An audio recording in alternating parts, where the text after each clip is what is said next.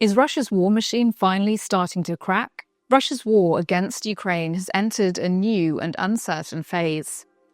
Nearly 3 years since the full-scale invasion began, the economic and military realities are beginning to shift in ways that could redefine the conflict and Europe's role in it. Let's break down what's actually happening behind the headlines. For decades, Russia's economy has been powered by two things above all else: oil and gas.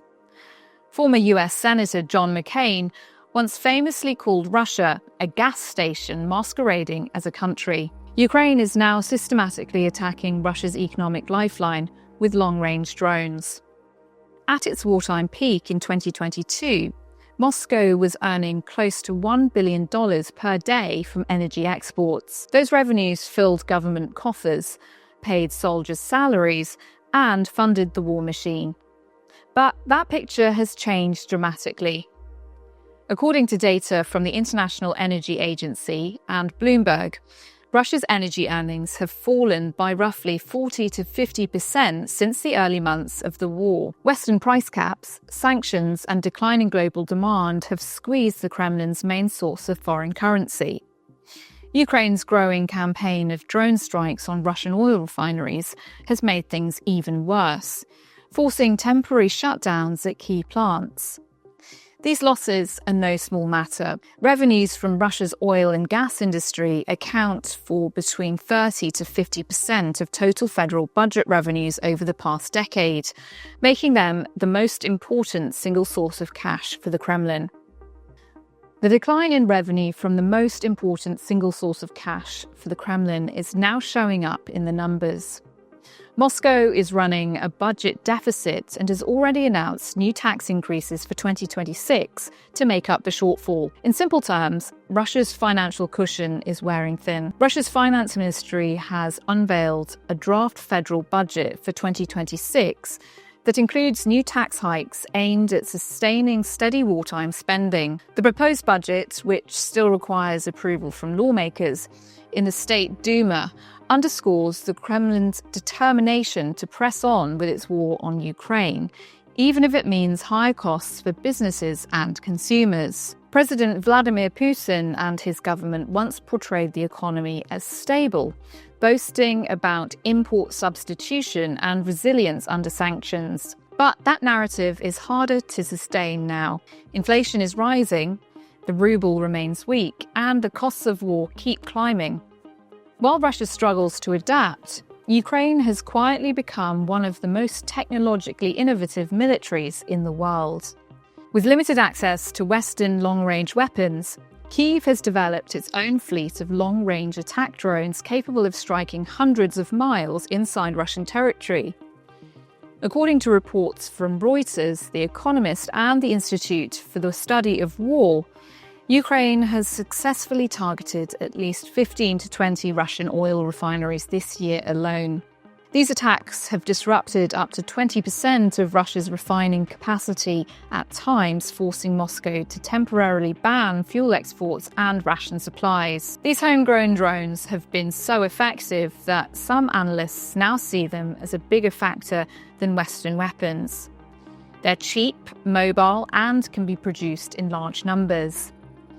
Ukrainian officials are now working to scale up production, aiming to build thousands of units domestically. Even if US-made Tomahawk missiles or other long-range systems were supplied, experts believe Ukraine's own drone program will remain the real game-changer.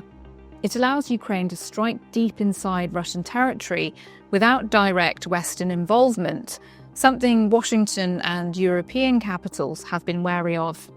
This approach is not only reshaping the battlefield, but also the economics of the war. Every refinery explosion, every drone strike that halts production for a few weeks, chips away at the Kremlin's ability to fund its campaign. The American approach under President Donald Trump has changed significantly from the early years of the conflict.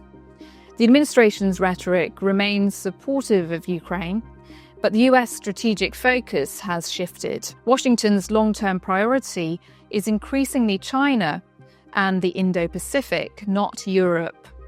That means Ukraine is no longer the centerpiece of US foreign policy. This pivot is visible in funding decisions. The massive aid packages that once flowed from Congress have now been scaled back. Instead, a system known as the Pearl Arrangement has taken shape. Europe pays for American-made weapons, and those weapons are then transferred to Ukraine. It keeps the production lines in the US moving, but it's far less generous than before. This arrangement also reflects a broader reality. The US has limited stockpiles of key weapon systems like Patriot air defense missiles and long-range HIMARS rockets, and doesn't want to stretch itself thin. If tensions escalate in Asia, Washington wants to be ready. That leaves Europe carrying a much heavier financial burden. For much of this war, Europe relied on American leadership. But now, with the US pulling back, the continent faces a difficult truth. It must secure its own backyard. At the Munich Security Conference, senior US figures, including Vice President J.D. Vance, told European officials that Washington would no longer be the security backstop for Europe. The message was blunt. The US will help, but Europe must lead.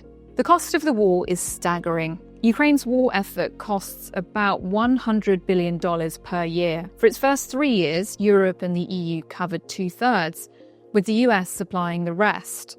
But with the US no longer writing checks to Ukraine, Europe has been left alone to foot the bill, and public opinion is shifting. Across the EU, right-wing parties are gaining ground, many of them sceptical about the endless support for Kyiv. European taxpayers are growing tired of the war's financial toll. So where will the money come from?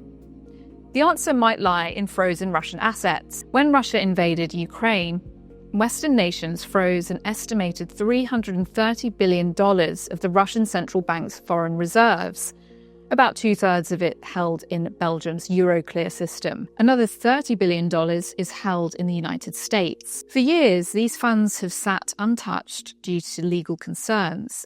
But that is now changing. In recent months, European policymakers have begun rallying around a new idea, using the interest and collateral from those frozen Russian assets to fund Ukraine's defense through what's called a reparations loan. Here's how it would work. The money isn't directly seized, which could violate international law. Instead, the assets would be used as collateral for a loan issued by the G7 or the European Union. That loan would provide tens of billions of euros immediately to Ukraine. Over time, the profits and interest from Russia's frozen reserves would be used to repay it. It's a clever workaround, legally safer than outright confiscation, yet still sends a powerful signal to Moscow. While Europe debates financial mechanisms, Russia faces deeper structural issues.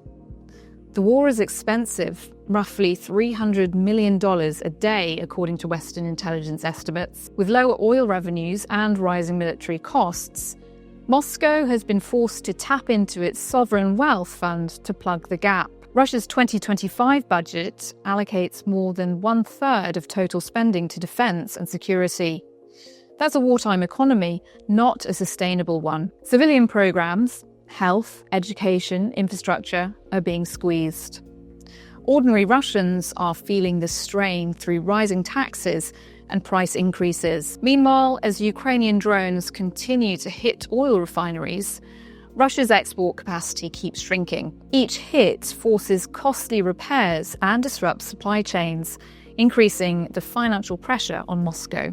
If Ukraine can continue scaling its drone production and target Russia's refining network at this pace, analysts believe it could cripple Russia's ability to sustain the war within the next 2 years. Sanctions remain one of the West's most powerful and controversial tools. The US and EU have imposed more than 16,000 individual measures against Russian individuals, banks, and industries since 2022. There are also discussions about tightening enforcement.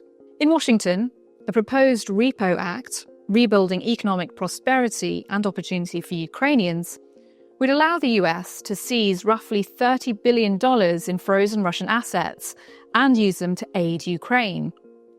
The EU's version of this, the reparations loan, takes a less confrontational legal route, but shares the same goal. So far, these sanctions have made life difficult, but not impossible for Russia. The country has found workarounds through China, India, and other nations still buying discounted Russian oil. Yet, even with those loopholes, the economic trajectory is clear.